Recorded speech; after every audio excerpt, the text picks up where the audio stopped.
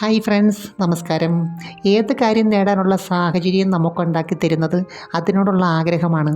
ചില കാര്യങ്ങൾ ഒരു പ്രത്യേക സമയത്ത് ചെയ്യുമ്പോൾ അത് ആത്മവിശ്വാസം ഉണ്ടാക്കി തരുന്നുണ്ട്. ഇപ്പോൾ സ്ത്രീയാണെങ്കിലും പുരുഷനാണെങ്കിലും ശരീരത്തിൻ്റെ സൗന്ദര്യത്തിന്, ഷേപ്പിന് ഒക്കെ അമിതമായ പ്രാധാന്യം കൊടുക്കുന്ന ഒരു സമയമുണ്ട്. ഒരു വ്യക്തിയെ സംബന്ധിച്ച് ഒരു കാര്യം ഇഷ്ടപ്പെടുന്നതിൻ്റെ പിന്നിൽ, അല്ലെങ്കിൽ ഒരാളെ ഇഷ്ടപ്പെടുന്നതിൻ്റെ പിന്നിൽ കുറേ കാരണങ്ങളുണ്ട്. അതുപോലെ ഏത് വ്യക്തിയാണെങ്കിലും അവർക്ക് ആ മെച്യൂരിറ്റി വരുന്നത് പല ഘട്ടത്തിൽ കൂടിയും കടന്നു പോയിട്ടാണ്. അപ്പം ഞാൻ ഇന്ന് പറയുന്നത് ലൈംഗികതയിൽ ഒരു പ്രത്യേക പ്രായം കഴിഞ്ഞ സ്ത്രീ പങ്കാളികളെ സംബന്ധിച്ച് അവരുടെ ചില രീതികളെക്കുറിച്ചാണ്. അതിനു മുമ്പ് ഈ ചാനൽ ആദ്യമായിട്ട് കാണുവാണെങ്കിൽ ഒന്ന് ലൈക്ക് ചെയ്യണം, സബ്സ്ക്രൈബ് ചെയ്യണം, ഷെയർ ചെയ്യണം കേട്ടോ. ഓരോ വ്യക്തിയിലും കാമത്തിൻ്റെ അളവ് വ്യത്യസ്തമാണ്. അവർക്കിഷ്ടപ്പെട്ട രീതികളും വ്യത്യസ്തമാണ്. ഇതിനകത്ത് നമ്മുടെ ഫിസിക്കൽ ബോഡിയും മെൻ്റൽ ബോഡിയും ഏത് രീതിയിലാണ് എന്നുള്ളത് വളരെ പ്രധാനപ്പെട്ട ഒരു കാര്യമാണ്.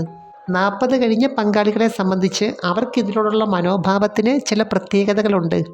എന്നാൽ ഈ ഒരു സമയത്ത് മനസ്സിൻ്റെ പൂർണ്ണമായ സന്തോഷം പ്രധാനപ്പെട്ട ഒരു കാര്യമാണ്. എനിക്ക് തോന്നുന്നു ഈ ഒരു കാലഘട്ടത്തിലുള്ളവരെ സംബന്ധിച്ച് പലരുടെയും വിചാരം അവർക്ക് സ്നേഹിക്കാനുള്ള കഴിവില്ല, അല്ലെങ്കിൽ പ്രണയിക്കാനുള്ള കഴിവില്ല, കാമം കുറവാണ് എന്നുള്ളതാണ്.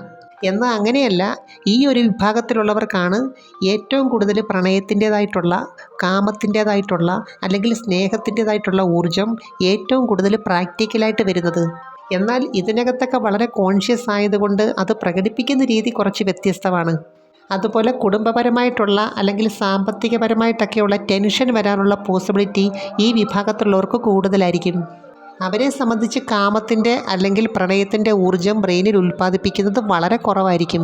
എന്നാൽ ചിലരെ സംബന്ധിച്ച് എത്ര ടെൻഷനുള്ള സാഹചര്യമാണെങ്കിലും കാമത്തിനും പ്രണയത്തിനുമൊക്കെ അതിൻ്റേതായ പ്രാധാന്യം കൊടുക്കാറുണ്ട്. യഥാർത്ഥത്തിൽ നമ്മുടെ ഫിസിക്കൽ ബോഡി ഏത് തരത്തിലുള്ളതാണെങ്കിലും ബ്രെയിനിൽ ഉൽപ്പാദിപ്പിക്കുന്ന ചില കെമിക്കലുകളാണ് നമ്മളെക്കൊണ്ട് ഇതൊക്കെ ചെയ്യിപ്പിക്കുന്നത്. അതുകൊണ്ട് തന്നെയാണ് ഈ വിഭാഗത്തിലുള്ളവരെ സംബന്ധിച്ച് അവർക്ക് പ്രണയം വരുമ്പോൾ കൂടെ കാമം കൂടി വരുന്നത്. പങ്കാളി അല്ലെങ്കിൽ പ്രണയിക്കുന്ന പുരുഷൻ ഈ സമയത്ത് കൂടുതലായി ബന്ധപ്പെടണമെന്ന് ആഗ്രഹമുണ്ട്. പലപ്പോഴും പുരുഷൻ തെറ്റിദ്ധരിക്കാറുണ്ട് അവർക്ക് കാമത്തിൻ്റെ ഊർജം മാത്രമേ ഉള്ളെന്ന്. എന്നാൽ അങ്ങനെയല്ല, അവരിൽ പ്രണയത്തിൻ്റെ ഊർജം ശക്തമായിട്ടുണ്ട്. എനിക്ക് തോന്നുന്നു ഇതിനകത്ത് ഉപബോധ മനസ്സിൻ്റെ പ്രവർത്തനത്തിന് ഒരു വലിയ പങ്കുണ്ട്. ഇവിടെ സ്ത്രീകളെ സംബന്ധിച്ച് പങ്കാളിക്ക് ആത്മവിശ്വാസം കൊടുക്കാനായിട്ട് കുറേ കാര്യങ്ങൾ ചെയ്യാൻ പറ്റും. എന്ന് വെച്ചാൽ ഇവിടെ നമുക്കൊരു കാര്യം ഒരുപാട് താല്പര്യമുണ്ട് എന്ന് പറയുന്നതിന് പകരം പ്രവർത്തിച്ച് കാണിക്കാം. എന്ന് വെച്ചാൽ പങ്കാളിയുടെ ഏത് കാര്യമാണ് കൂടുതലിഷ്ടം അതിനെ കൂടുതൽ ലാളിക്കാം, സ്നേഹിക്കാം, കെയർ ചെയ്യാം. ഇതിൻ്റെ ഒരു പ്രത്യേകത എന്താണെന്ന് വെച്ചാൽ ആ സമയത്ത് അവിടെ ഒരു ഊർജ്ജ കേന്ദ്രം ഉണ്ടാവും. അവിടെ ഊർജ്ജം വന്ന് നിറയും. അപ്പോൾ സ്വാഭാവികമായിട്ടും അവിടുത്തെ ബ്ലഡ് സർക്കുലേഷൻ ഇമ്പ്രൂവ് ചെയ്യും. അപ്പോൾ ഷെയർ ചെയ്യുന്നതിനകത്ത് താല്പര്യമുള്ളവരെ സംബന്ധിച്ച് ഏത് രീതിയിലാണെങ്കിലും അവർക്കൊരു പങ്കാളി ഉണ്ടാകേണ്ടത് അത്യാവശ്യമാണ്. അപ്പോൾ പങ്കാളി ഉണ്ടായാൽ മാത്രം പോരാ, അവരിൽ ഈ രീതിയിലുള്ള ഊർജം ക്രിയേറ്റ് ചെയ്യാനും ഓപ്പോസിറ്റുള്ള ആൾക്ക് കഴിയണം. ഈ വിഭാഗത്തിലുള്ളവരുടെ മാർഗ്ഗങ്ങൾക്കും ചില പ്രത്യേകതകളുണ്ട്. കാരണം മറ്റൊന്നുമല്ല, കാമത്തിൻ്റെ ഊർജം ഇവിടേക്ക് കേന്ദ്രീകരിക്കാൻ അവർക്കൊരു പ്രത്യേക കഴിവുണ്ട്. പുരുഷൻ്റെ സങ്കല്പത്തിൽ അല്ലെങ്കിൽ ഫാൻറ്റസിയിൽ കൂടുതലും വരുന്നത് ഈ വിഭാഗത്തിലുള്ളവരുടെ ഷേപ്പായിരിക്കും. അതുപോലെ തന്നെ പുരുഷ ഹോർമോണായ ടെസ്റ്റോസ്റ്ററോൺ ഈ സമയത്ത് സ്ത്രീകളിലും പ്രവർത്തിക്കുന്നുണ്ട്.